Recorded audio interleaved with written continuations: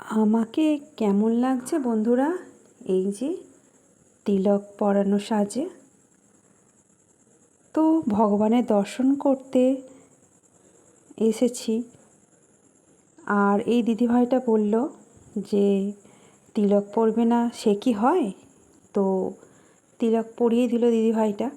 তো কেমন লাগছে বন্ধুরা আমাকে তোমরা সবাই একটু জানিও। তারপরে প্রবেশ করলাম ভগবানকে দর্শন করতে। অনেক ভিডিওই বানিয়েছি, কিছু কিছু করে দিচ্ছি, পুরোটা তো একসঙ্গে দেওয়া যাবে না। আর এত সুন্দর অসাধারণ জায়গা, আর এখানের পরিবেশটা খুবই ভালো, মন প্রাণ ঠান্ডা হয়ে যাবে। আর সকালের দিকটা আমরা এসেছি, ঘুরছি, আমার বাড়ির সবাই মিলে এসেছি।